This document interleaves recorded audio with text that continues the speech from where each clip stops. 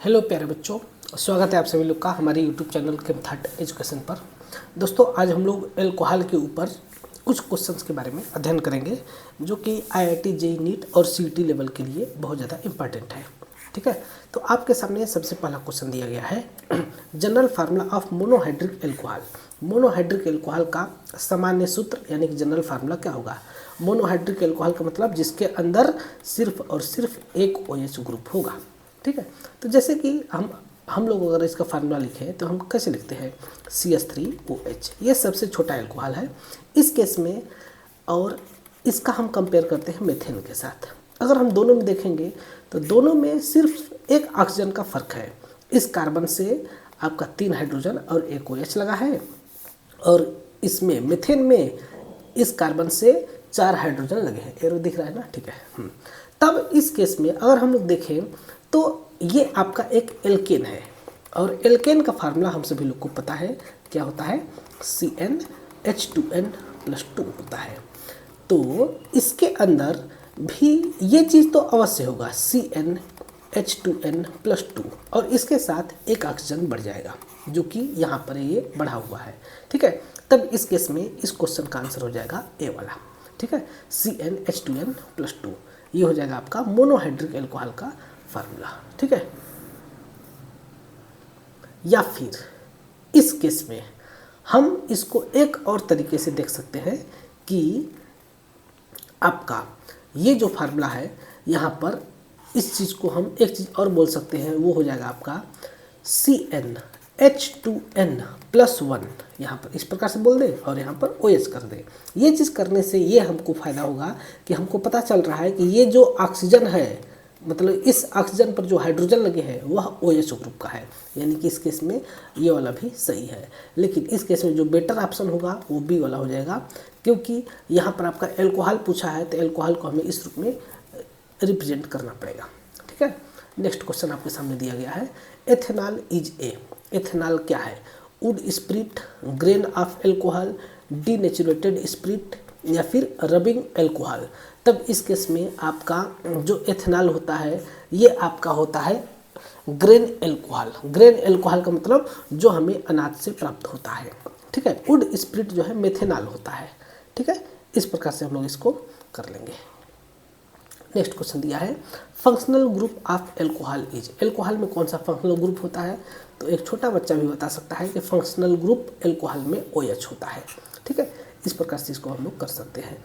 Would alcohol किसे कहते हैं, तब इस केस में आपका जो वुड एल्कोहल होगा, अभी हमने थोड़ी देर पहले देखा, ये होता है आपका मिथेनॉल। ठीक है, अगला क्वेश्चन है, IUPAC name of the following question. मतलब इसका हमें IUPAC नेम बताना है। तो कितने कार्बन है, 3 कार्बन, 1 2 3। ठीक है, तब प्रोपेन 3 कार्बन के लिए हो जाएगा प्रोपेन 1 ऑल। ठीक है, इस केस में आपका ये वाला ऑप्शन सही हो जाएगा। सेकेंडरी एल्कोहल इज, इस केस में सेकेंडरी एल्कोहल कौन सा है, तो primary alcohol, 1 degree alcohol, 2 degree alcohol, 3 degree alcohol जो होता है, जिस कार्बन से OH लगा है अगर उससे अगर एक और कार्बन लग जाए तो इसको हम लोग बोलते हैं प्राइमरी एल्कोहल। जिस कार्बन से OH लगा है उससे अगर 2 कार्बन लग जाए तो उसको हम लोग बोलते हैं सेकेंडरी एल्कोहल। जिस कार्बन से OH लगा है अगर उससे 3 कार्बन लग जाए तो उसको हम लोग बोलते हैं टर्शियरी एल्कोहल। तब आप लोग देख सकते हैं ये हो जाएगा 0 डिग्री एल्कोहल, ये 1 डिग्री एल्कोहल हो जाएगा। अगर हम लोग C वाले स्ट्रक्चर को अगर डिटेल में ड्रा करें तो CH3 CH OH और यहाँ पर CH3 ये हो जाएगा आपका 2 डिग्री एल्कोहल, और सिमिलरली D वाला क्या हो जाएगा आपका 3 डिग्री एल्कोहल। ठीक है, इस प्रकार से इसको हम लोग ड्रा करके बना सकते हैं। आया समझ में। नेक्स्ट क्वेश्चन हम लोग देखते हैं, टर्शरी एल्कोहल इस केस में कौन सा है। तो जब तक हम लोग इसका स्ट्रक्चर नहीं बनाएंगे तब तक नहीं पता चलेगा, लेकिन अगर आप समझदार हैं, तेज हैं, तो आप आसानी से बता सकते हैं कि बी वाला होगा, प्रोपेन 2 ऑल, CH3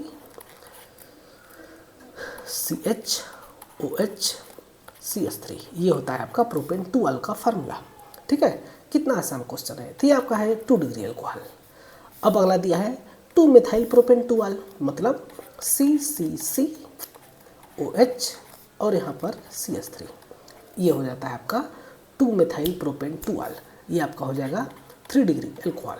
ठीक है, एथेनॉल मिथेनॉल के बारे में तो चर्चा ही नहीं करना है, ये तो आपका ethanol 1 degree methanol 0 degree alcohol होता है। ठीक है, ये आपका हो जाएगा प्रोपेंटुअल 2 डिग्री एल्कोहल हो जाएगा, ये आपका हो जाएगा 3 डिग्री एल्कोहल। ठीक है, इस प्रकार से एक चीज़ को हम लोग कर सकते हैं। नेक्स्ट क्वेश्चन दिया गया है, एल्कोहल आर जनरली, एल्कोहल कैसा होता है, एसिडिक, वीकली एसिडिक, बेसिक या न्यूट्रल। इन जनरली जो आपका एल्कोहल होता है वह बहुत ही ज़्यादा वीकली एसिडिक होता है। ठीक है ना, आपका एल्कोहल जो है हमेशा वीक एसिड होता है। वीक एसिड का मतलब ROH जो है, अगर इसको हम लोग ब्रेक करते हैं तब यहाँ पर RO माइनस और H+ आता है, जो कि अगर हम लोग इसका Ka की वैल्यू के बारे में चर्चा करें तो Ka की वैल्यू कैसे हो जाता है, कंसंट्रेशन ऑफ एल्कोक्साइड आयन फिर H+ यानी कि हाइड्रोनियम आयन अपन में एल्कोहल का कंसंट्रेशन। तो इस केस में देखा जाता है तो जो Ka की वैल्यू है ये क्या होता है, वेरी लो होता है। इस केस में एसिडिक कांस्टेंट की वैल्यू बहुत ज़्यादा कम होता है, जिससे कि हमें ये पता चलता है कि इस केस में यह एल्कोहल वीकली एसिडिक होता है। ठीक है, नेक्स्ट क्वेश्चन देखते हैं, Lucas reagent distinguishes, Lucas reagent किसको जो है कि क्या करते हैं, डिफ्रेंशिएट करता है, किसके अंदर डिफरेंट बताता है, अंतर बताता है। तब इसमें आपका आता है प्राइमरी, सेकेंडरी और टर्सरी। इस एल्कोहल में अंतर बताता है कौन, लुकास रीजेंट। कैसे बताता है, तो लुकास रीजेंट का फार्मूला क्या होता है, लुकास रीजेंट कौन होता है, ZnCl2 प्लस कंसनट्रेटेड HCl, ये होता है आपका लुकास रीजेंट। तो जब हम लोग 1 डिग्री एल्कोहल के ऊपर रिएक्शन कराते हैं लुकास रीजेंट का, तब यहाँ पर हमें 30 मिनट में PPT आता है। जब हम लोग 2 डिग्री एल्कोहल के साथ रिएक्शन कराते हैं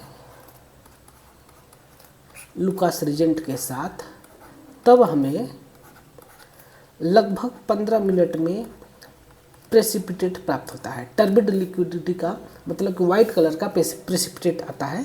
और जब 3 डिग्री एल्कोहल के साथ रिएक्शन होता है तब इस केस में आपका इमीडिएट प्रेसिपिटेट प्राप्त होता है। जितना क्वेश्चन पूछा जा रहा है बस उतना ही हम लोग चर्चा करेंगे, इसके मैकेनिज्म के बारे में भी हम लोग नहीं देखेंगे। ठीक है, तब इस केस में इस प्रकार से हम लोग इसको डिफ्रेंशिएट कर सकते हैं। ठीक है, लुकास रीजेंट क्या करता है, प्राइमरी, सेकेंडरी और टर्सरी एल्कोहल के बीच में डिफ्रेंशिएट बताता है। ठीक है, नेक्स्ट क्वेश्चन हम लोग देखते हैं। आप लोग कहाँ से ये वीडियो हमारा देख रहे हैं, हमारा लेक्चर देख रहे हैं, कृपया करके कमेंट करके बता दीजिए। ऐसे आपके लिए हम बहुत ही अच्छा लेक्चर्स को लेकर के आते रहेंगे। लुकास रीजेंट का क्या है, अभी हमने थोड़ी देर पहले देखा, HCl और ZnCl2 का मिक्सचर क्या कहलाता है, लुकास रीजेंट कहलाता है। ठीक है, immediate turbidity with Lucas reagent indicates, किसके द्वारा आता है लुकास रीजेंट, किसके द्वारा इमीडिएट टर्बिडिटी यानी कि वाइट प्रेसिपिटेट किसके द्वारा आता है, टर्सरी एल्कोहल के द्वारा आता है। ठीक है, अगला question, dehydration of ethanol produces, जब एथेनॉल का डिहाइड्रेशन कराएंगे, डिहाइड्रेशन का मतलब रिमूवल ऑफ वाटर है ना, रिमूवल ऑफ वाटर को अगर हम इसमें से रिमूव करेंगे तो इस केस में आपका डिहाइड्रेशन करेंगे तो फिर किस में कौन सा प्रोडक्ट प्राप्त होगा। ठीक है, तब यहाँ पर हम लोग देख सकते हैं, जब आपके पास दिया रहेगा CH3 CH2 फिर OH, ठीक है, और एक हम हाइड्रोजन को CH2H यहाँ पर है, अगर इसके ऊपर हम लोग एसिड के साथ रिएक्शन कराते हैं 170 डिग्री सेल्सियस टेम्परेचर पर, तब इस केस में यहाँ से ये लोन पेयर इलेक्ट्रॉन इसके ऊपर अटैक करता है। फाइनल स्टेप में यहाँ से निकलता है OH माइनस और इसके बाद यहाँ से निकलता है H+ और ये बांड यहाँ आता है और ये बनता है CH2 डबल बांड CH2। ठीक है, इस प्रकार से ये आपका एथीन बनता है, किससे, एथेनॉल से। इसको हम लोग बोलते हैं एलिमिनेशन रिएक्शन। ये रिएक्शन होता है 170 डिग्री सेल्सियस टेम्परेचर पर। अगर यही रिएक्शन अगर हम लोग 140 डिग्री सेल्सियस टेम्परेचर पर कराएंगे तो 2 मॉलिक्यूल आते हैं एथेनॉल का और फॉर्मेशन होता है ether, CH3 CH2 O CH2 CH3। ठीक है, इस प्रकार से ये फॉर्मेशन होता है। नेक्स्ट रिएक्शन हम लोग देखते हैं, catalyst used for the dehydration of alcohol. Dehydration of alcohol के लिए कौन सा कैटलिस्ट यूज़ करते हैं? अभी हमने देखा कंसनट्रेटेड कंसनट्रेटेड H2SO4 का यूज़ करेंगे और इसके साथ साथ हम लोग इसको क्या करेंगे, हीट करेंगे 170 डिग्री सेल्सियस टेम्परेचर पर, तब ये आपका डिहाइड्रेशन का रिएक्शन होगा। ठीक है, इसके साथ साथ हमें 170 डिग्री सेल्सियस तक हीट करना होगा। Oxidation of ethanol. एथेनॉल का अगर हम लोग ऑक्सीडेशन करेंगे तो क्या बनेगा, तो इस केस में बनता है आपका एथेनॉल CH3 CH2OH को अगर हम लोग ऑक्सीडेशन करते हैं तो यहाँ पर रिमूवल ऑफ हाइड्रोजन होता है। ठीक है, कौन कौन सा हाइड्रोजन रिमूव होगा, तो इस केस में आपका यहाँ से एक हाइड्रोजन और एक हाइड्रोजन यहाँ से रिमूव होगा और ये बन जाएगा CH3 C+OH। ठीक है, इसका नाम होता है एथेनॉल, ये चीज़ बनता है। Alcohol react with sodium to liberate. जब एल्कोहल का रिएक्शन होता है सोडियम मेटल के साथ तो क्या निकलता है, तो यहाँ से निकलता है हाइड्रोजन गैस। देखिए कैसे, आपको ये रिएक्शन समझ में आ रहा है कि नहीं, एक बार आप कमेंट करके बता दीजिए। बहुत ही इजी रिएक्शंस हैं, इतना ज़्यादा इजी रिएक्शन JEE नीट में नहीं आता है, लेकिन अब अभी आप लोग बेसिक कंसेप्ट्स पढ़ रहे हैं इसलिए हमें ये सब चीज़ें बतानी पड़ रही है। देखिए ये है आपका एथेनॉल। मान लेते हैं कि एक आपके पास रिएक्शन है, मतलब एक आपके पास रिजेंट है एल्कोहल में, वो है आपका एथेनॉल। जब इसके ऊपर सोडियम मेटल के साथ रिएक्शन कराया जाता है तब यहाँ से हाइड्रोजन निकलता है और फिर ये आपका बन जाता है CH3 CH2O- और यहाँ पर हो जाता है Na+। ठीक है, इसको हम लोग थोड़ा सा अच्छे से देखते हैं इस रफ पेज पर। ठीक है, देखिए जब हमारे पास CH3 CH2 और OH है, इसके ऊपर रिएक्शन होगा क्यों, क्योंकि Na जो है, सोडियम जो है कि एक मेटल है, इसका काम है इलेक्ट्रॉन देना, तब ये अपना एक इलेक्ट्रॉन इसको ट्रांसफ़र करेगा, किसको, हाइड्रोजन को। ठीक है, तो जैसे हाइड्रोजन को एक इलेक्ट्रॉन ट्रांसफ़र करेगा तो हाइड्रोजन यहाँ से निकल जाएगा और ये आपका CH3 CH2O- है। हाइड्रोजन ट्रांसफ़र करने के बाद सोडियम किस में कन्वर्ट हो जाएगा, Na+ में कन्वर्ट हो जाएगा, तो वो Na+ यहाँ पर आकर के अटैच हो जाएगा और अटैच होने के बाद इसके बाद फिर ये क्या करेगा, ये आपका सोडियम मेथॉक्साइड बन जाएगा और ये H+ आपका कन्वर्ट हो जाएगा H⁻, जिसको कि हम लोग क्या बोल देंगे, हाफ H2, यानी कि हाइड्रोजन गैस बोलेंगे। अगर यही हम दो मॉलिक्यूल इसके ले लेते हैं, यानी कि एथेनॉल के दो मॉलिक्यूल CH3 CH2 फिर OH के ऊपर अगर हम दो मॉलिक्यूल सोडियम के साथ रिएक्शन कराएंगे तब ये आपका बनेगा सोडियम मेथॉक्साइड के दो मॉलिक्यूल CH3O मतलब CH3 CH2 फिर O- Na+ फिर हाइड्रोजन गैस। ठीक है, ये चीज़ आपका फॉर्मेशन होता है समझ में। इसको हम कौन सा था, यही था ना, और ये ठीक है, तभी आपका बन जाता है हाइड्रोजन गैस। ठीक है, अगला क्वेश्चन दिया गया है, which among the following does not release H2 with sodium. Sodium के साथ कौन सा हाइड्रोजन गैस को नहीं निकालेगा। ठीक है, देखिए एथेनॉल, फिनॉल, प्रोपेनॉल और टर्सरी एल्कोहल। तब इस केस में आपका टर्सरी एल्कोहल ये रिएक्शन नहीं देता है। इसके पीछे कारण है, देखिए इसके पीछे कारण ये है कि यहाँ से हाइड्रोजन निकलेगा ही क्यों निकलना चाहता है हाइड्रोजन, तो यहाँ पर इसके पीछे कारण ये है कि ये जो ऑक्सीजन है इलेक्ट्रोनेगेटिव एलिमेंट है ऑक्सीजन, ये इलेक्ट्रॉनों को, सिग्मा बॉन्डेड इलेक्ट्रॉनों को अपनी तरफ खींचता है, जिसके चलते कि ये H+ का निकलना आसान हो जाता है। H+ निकलेगा, सोडियम से एक इलेक्ट्रॉन लेगा और लेकर के H बन जाएगा। लेकिन अगर हम यहाँ पर टर्सरी एल्कोहल ले लेते हैं, ठीक है, तब यहाँ से ये टर्सरी एल्कोहल क्या करेगा, ये टर्सरी एल्कोहल इंडक्टिव इफेक्ट लगाएगा। और कौन सा inductive effect, +I effect, positive वाला इंडक्टिव इफेक्ट लगाएगा, तब जिसके चलते कि ये सभी के सभी इलेक्ट्रॉन को, सिग्मा बॉन्डेड इलेक्ट्रॉन ऑक्सीजन की तरफ शिफ्ट करेंगे। और जब ऑक्सीजन की तरफ शिफ्ट करेंगे, ऑक्सीजन को चाहिए था इलेक्ट्रॉन, वो इलेक्ट्रॉन सिग्मा बॉन्ड से, इंडक्टिव इफेक्ट से इसको मिल गया, तब ये हाइड्रोजन को क्यों भगाएगा, नहीं भगाएगा ना। इसको भूख लगा था और इसको पैसा मिल गया, खाना मिल गया, तो क्यों हाइड्रोजन के खाने को छीनेगा, नहीं छीनेगा। ठीक है। तब हाइड्रोजन के ऊपर चाहे अब टर्सरी एल्कोहल के ऊपर सोडियम के साथ रिएक्शन कराइए, नहीं निकलेगा, ठीक है। लेकिन फिनाल के साथ होगा, फिनाल के साथ निकलेगा, फिनाल के साथ सबसे तेज़ी से होगा। इसके पीछे भी कारण है। इसके पीछे कारण ये है कि जो ऑक्सीजन का इस केस में लोन पेयर इलेक्ट्रॉन है वह रिंग के अंदर डिलोकलाइज करता है। तो जब रिंग के अंदर डिलोकलाइज करेगा तब तो यहाँ पर आ जाएगा पॉजिटिव चार्ज ऑक्सीजन के ऊपर। अब ऑक्सीजन के ऊपर आ जाएगा पॉजिटिव चार्ज तो ऑक्सीजन हो जाएगा पागल। जब ऑक्सीजन एकदम पागल हो जाएगा तब उसको क्या चाहिए, अब उसको चाहिए इलेक्ट्रॉन। और जब इसको इलेक्ट्रॉन चाहिए तो देखेगा कि एक छोटा सा बच्चा है इलेक्ट्रॉन लेके घूम रहा है, तो इसके इलेक्ट्रॉन को क्या करेगा, छीन लेगा और छीन करके अपने आप को बैलेंस करेगा। तो यही H+ सोडियम से एक इलेक्ट्रॉन लेकर के H. यानी कि आपका ये बना लेता है हाइड्रोजन, है ना। अब अगला क्वेश्चन दिया गया है एथेनॉल के ऊपर जब हम लोग फास्फोरस पेंटाक्लोराइड के साथ रिएक्शन कराएंगे तो क्या बनेगा। इस केस में जब एथेनॉल के ऊपर फास्फोरस पेंटाक्लोराइड के साथ रिएक्शन होता है तो एथाइल क्लोराइड बनता है। देखिए कैसे बनता है, यहाँ पर हम लोग उसके बारे में चर्चा करते हैं। बहुत ही प्यारा रिएक्शन है, बहुत ही ज़्यादा इंपॉर्टेंट रिएक्शन है।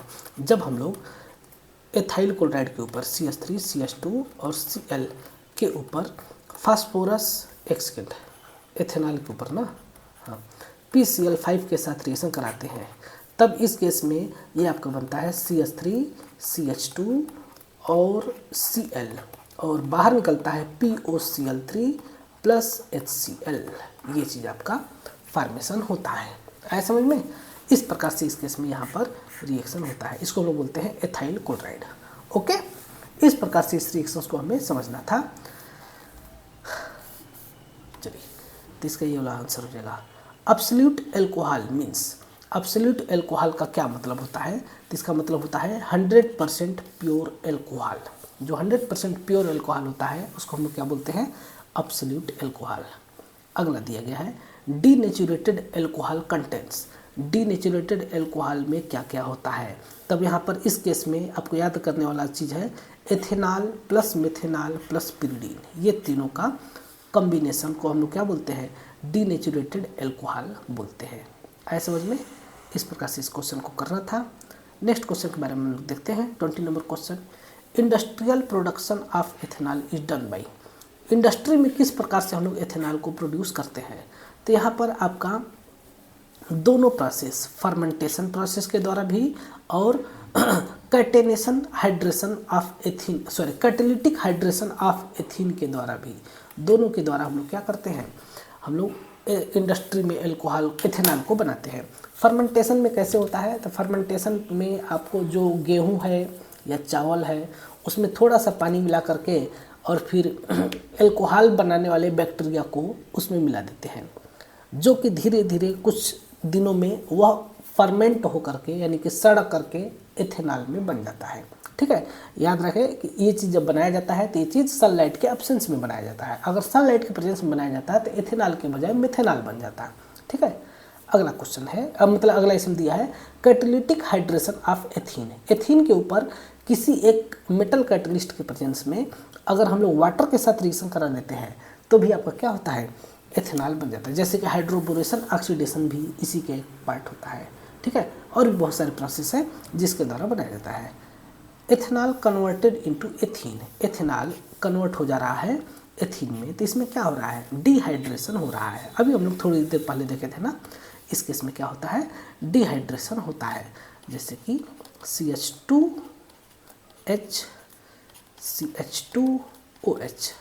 ठीक है, अब क्या होता है कि इस केस में यहाँ से हाइड्रोजन, यहाँ से OH निकाल दो तो क्या निकल जाएगा, वाटर।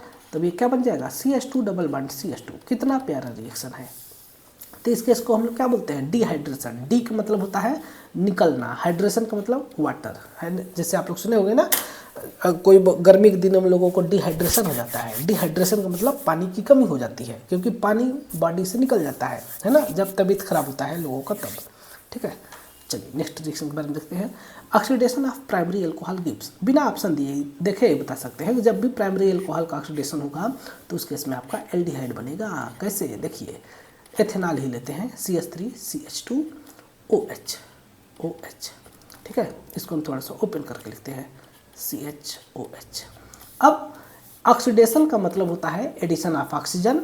आप लोग जानते हैं addition of oxygen, removal of hydrogen और रिमूवल ऑफ इलेक्ट्रॉन को ही हम लोग क्या बोलते हैं, ऑक्सीडेशन बोलते हैं। तो यहाँ से हम क्या करेंगे कि दोनों ही ऑक्सीजन और कार्बन से एक एक हाइड्रोजन को निकाल देंगे। तो जब एक एक हाइड्रोजन निकलेगा तो कार्बन और ऑक्सीजन के बीच में क्या आ जाएगा, एक डबल बॉन्ड आ जाएगा। तब CH3CH पहले से है, एक डबल बॉन्ड हो जाता है। कब ऑक्सीडेशन करते हैं तब कोई एक ऑक्सीडाइजिंग एजेंट को ले लेंगे जो कि इसको ऑक्सीडाइज कर देगा, तब ये एल्कोहल से एल्डिहाइड में कन्वर्ट हो जाएगा। ठीक है, oxidation of secondary alcohol converted into, तब इस केस में अब ये बनेगा कीटोन। देखिए कैसे, सेम इसी प्रकार से हम लेंगे। मान लीजिए हम लोग लेते हैं सेकेंडरी एल्कोहल में प्रोपेन 2 OH CH3, है ना। इस कार्बन से एक और हाइड्रोजन होगा। अब सेम वही कंडीशन होगा, यहाँ से हाइड्रोजन रिमूव होगा। ठीक है, ऑक्सीडेशन करेंगे तो, और ये आपका कन्वर्ट हो जाएगा CH3 C double bond O और CH3 कीटोन बन जाता है। ठीक है, इस प्रकार से इस रिएक्शन को करते हैं। अब अगला दिया है ऑक्सीडेशन ऑफ टर्सरी एल्कोहल। तो इस केस में अगर अब आप देखेंगे COH CH3 और CH3, अब यहाँ पर जिस कार्बन से OH लगा है, क्या इस कार्बन पर एक भी हाइड्रोजन है, नहीं ना है। यहाँ पर जब इस कार्बन पर एक भी हाइड्रोजन नहीं है, ऐसे पर लिखते हैं, इस कार्बन पर एक भी हाइड्रोजन नहीं है, तब इस केस में ऑक्सीडेशन नहीं होगा, है ना। तब कोई भी इस केस में ऑक्सीडेशन का प्रोडक्ट नहीं बनेगा। हाँ, अलग अलग रिजेंट के द्वारा अलग अलग टर्सरी एल्कोहल प्रोडक्ट बनाता है, लेकिन यहाँ पर ऑक्सीडेशन का प्रोडक्ट नहीं बनेगा। तब इस केस में नो रिएक्शन इस केस में बोल देंगे। ठीक है ना। अब देखिए, boiling point of alcohols is higher due to, alcohol का बॉइलिंग पॉइंट ज़्यादा होता है।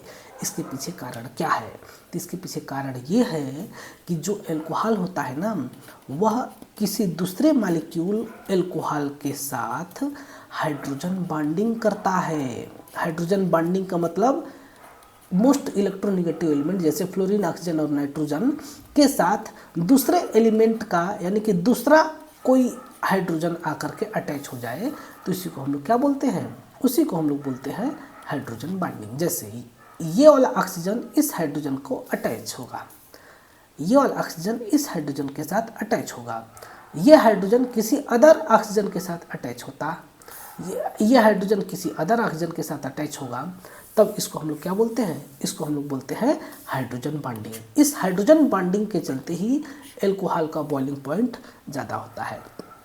इस हाइड्रोजन बॉन्डिंग के चलते ही एल्कोहल क्या होता है, वाटर में सॉल्युबल होता है। देखिए फिर से वही आ गया, कितना इजी क्वेश्चन है भाई। CH3OH HOH फिर CH3OH।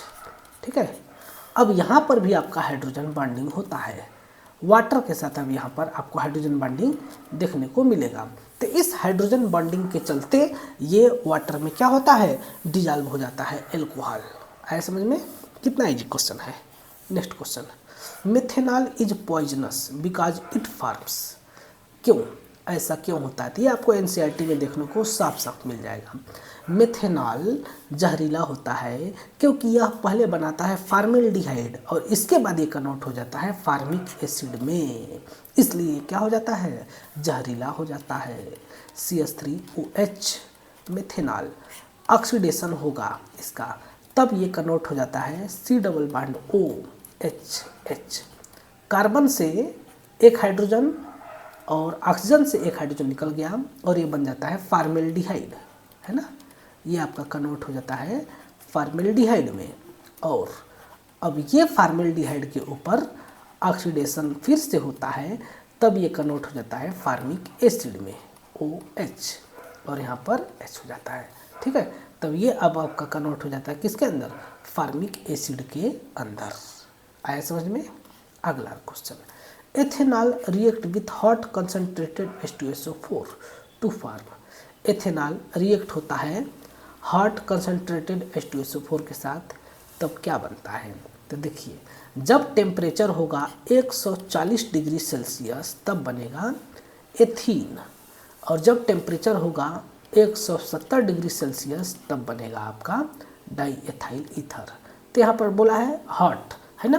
तब इस केस में हम लोग यहाँ पर लो टेम्परेचर मान के चलेंगे, क्योंकि अगर हमको डाईएथाइल ईथर बनाना होता है इस केस में तो मेंशन किया होता, लेकिन नहीं मेंशन किया है, तब इस केस में कौन सा हो जाएगा, एथीन हो जाएगा।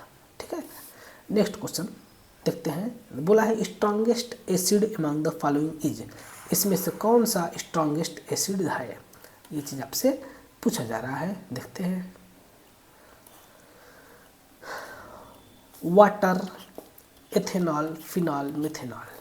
तब इस केस में जो सबसे स्ट्रॉन्गेस्ट एसिड होता है वो होता है फिनाल। इसके पीछे भी कारण है। फिनाल ही स्ट्रॉन्गेस्ट एसिड इसलिए होता है कि जब आपका थोड़ा सा इसको क्लियर कर लेते हैं क्योंकि बहुत ज़्यादा हैंग कर रहा है। हाँ, इसलिए क्योंकि जो फिनाल है ना,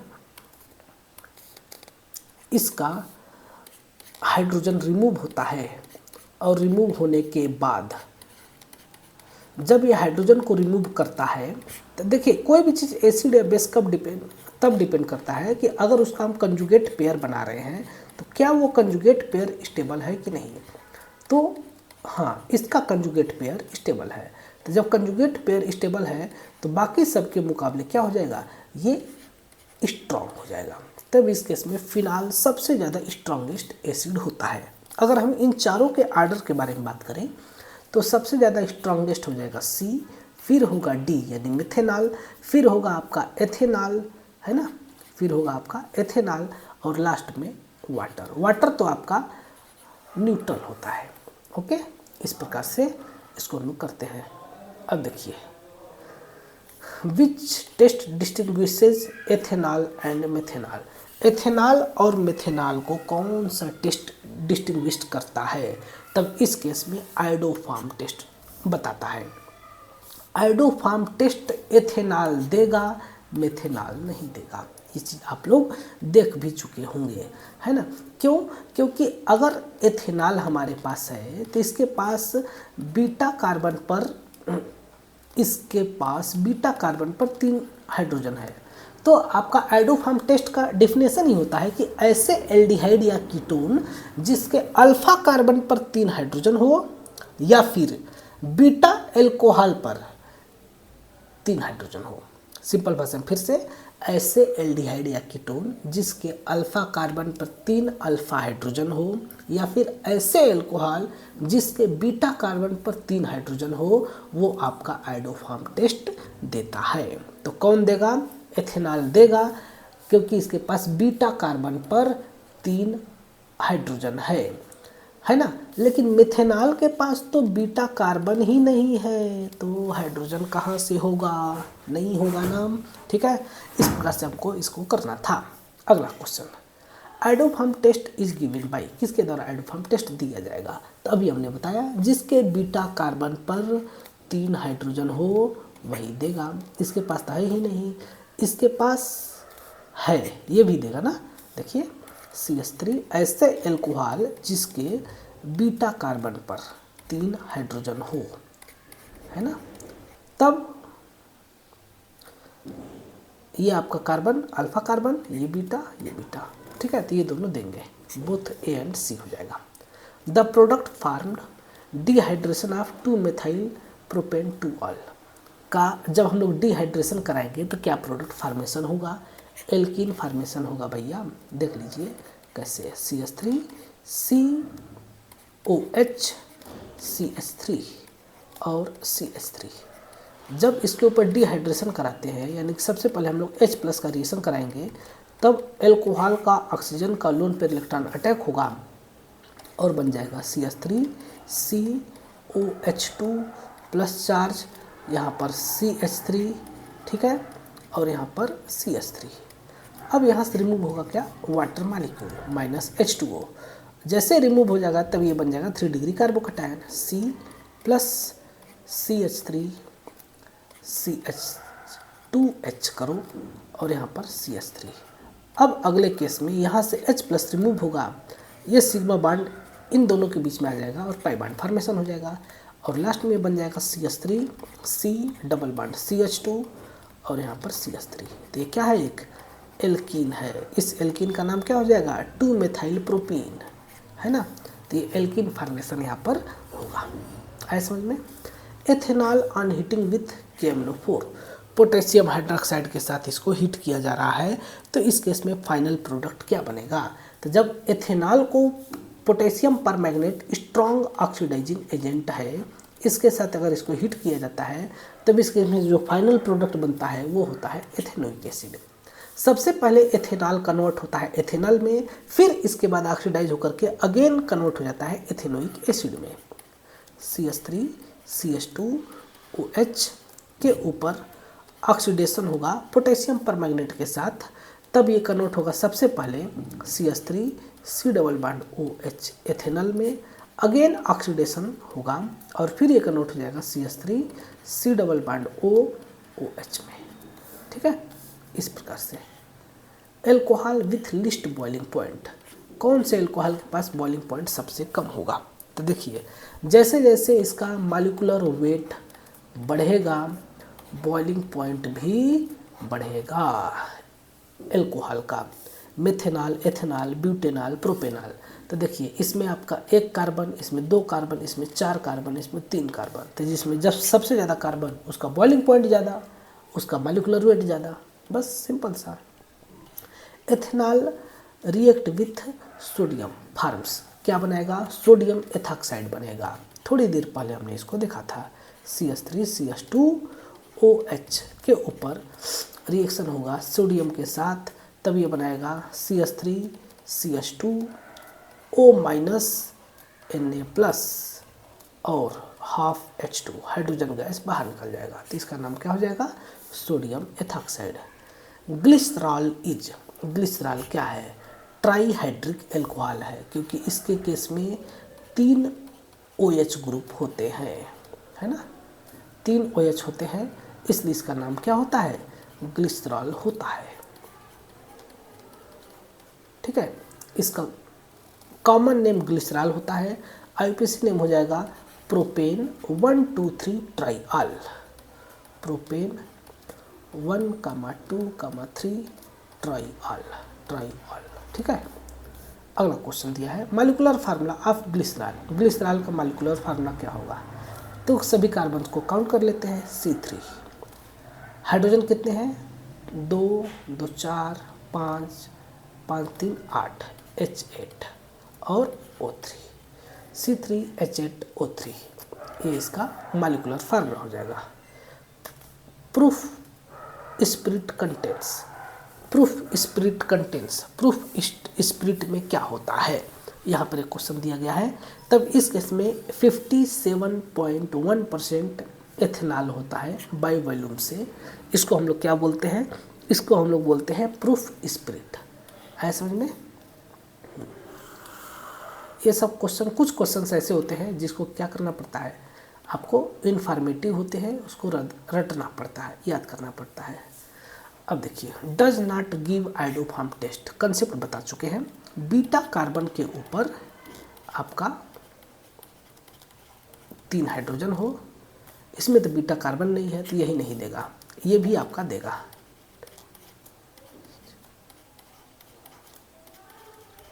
ठीक है। जिस कार्बन से एल्कोहल लगे हैं उसको हम बोलेंगे अल्फा कार्बन, ठीक है। और एसिटल्डिहाइड भी देगा, CH3 C double bond OH, ये भी आपका देगा, है समझ में। Ethanol converts into ethoxy ethane, ethanol convert होता है एथॉक्सी एथेन में किसके द्वारा, तब यहाँ पर एक रिएक्शन है विलियमसन सिंथेसिस, इसमें होता है। कैसे, देखिए जब हम लोग ethyl chloride CH3 CH2 Cl के ऊपर रिएक्शन करा देंगे सोडियम एथॉक्साइड के साथ, CH3 CH2O माइनस और Na+, तब इस केस में Na और Cl मिलकर के सोडियम क्लोराइड बाहर निकलता है और ये चीज़ इसके साथ जुड़ जाता है, ये सीधा यानी कि CH3 CH2O ये हो गया। अब इधर से इसका CH2 आएगा, CH2 CH3, ठीक है, क्या बन जाएगा, एथॉक्सी एथेन, ठीक है। इस प्रकार से इसको हम लोग करते हैं। अगला क्वेश्चन दिया है azeotropic mixture of ethanol contains water up to.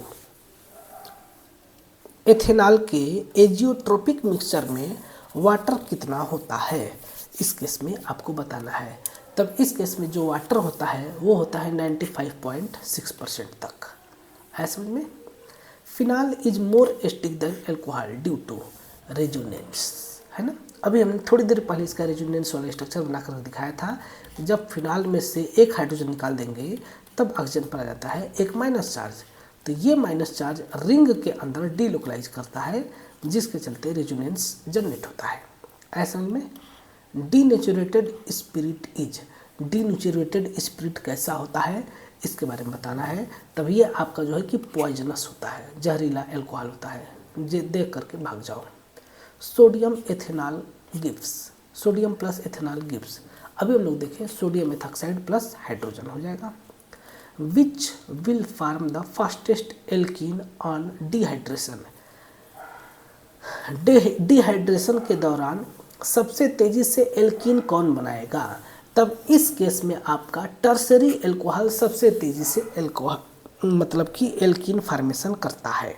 इसके पीछे कारण है कि इसके जिस कार्बन से OH लगा है उसके ऊपर एक भी हाइड्रोजन नहीं है, जिसके चलते कि ये आपका टर्सरी एल्कोहल एल्कीन बहुत तेजी से बनाता है। ठीक है।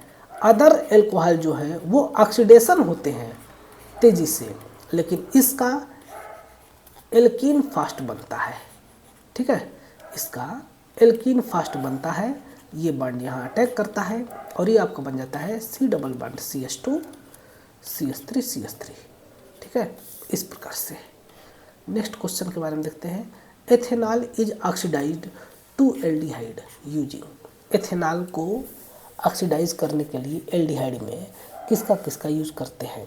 तब देखिए इस केस में आपका बहुत सारे रिजेंट होते हैं जो कि हम लोग यूज कर सकते हैं। तो यहाँ पर देखिए पोटेशियम पर मैग्नेट, यहाँ पर कोल्ड और डाइल्यूट लिख दिया है K2Cr2O7 H2SO4 PCC, PCC का मतलब होता है पिरिडीनियम क्लोरोक्रोमेट, पिरिडीनियम क्लोरोक्रोमेट इसका नाम होता है।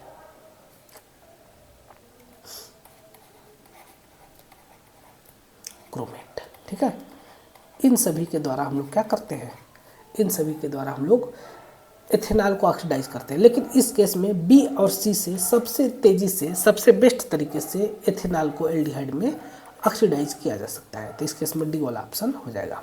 अगला क्वेश्चन दिया है reaction of ethene with steam in presence of phosphoric acid give.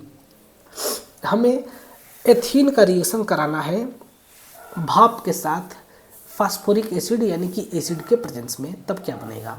इस केस में बनेगा ethanol CH2 double bond CH2 के ऊपर H2O वेपर, H2O स्टीम के साथ यानी कि वेपर के साथ रिएक्शन होता है इन प्रेजेंस ऑफ H3PO4 के साथ, तब ये बनता है आपका CH3CH2OH एथेनॉल। ठीक है, ये चीज़ आपका फॉर्मेशन होगा। विच एमंग फॉलोइंग इज ट्राईऑल, ट्राईऑल का मतलब जिसके पास 3 OH ग्रुप हो, तो उसको हम लोग क्या बोलेंगे, ट्राईऑल बोलेंगे। तो देखते हैं कौन सा दिया है।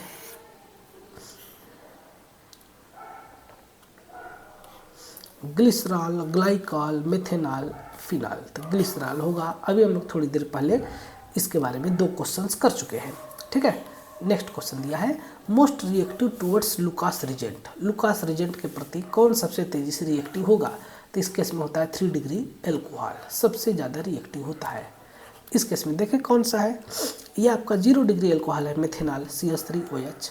इसके बाद आता है एथेनॉल CH3CH2OH, फिर आता है प्रोपेन 2 वाला आता है यानी कि 2 डिग्री एल्कोहल CH3CHOH, फिर CH3, ये आपका है प्रोपेन 2 वाल, फिर आता है 2 मेथिल प्रोपेन 2 वाल, ये आपका 3 डिग्री एल्कोहल है OH CH3, फिर CH3, फिर CH3।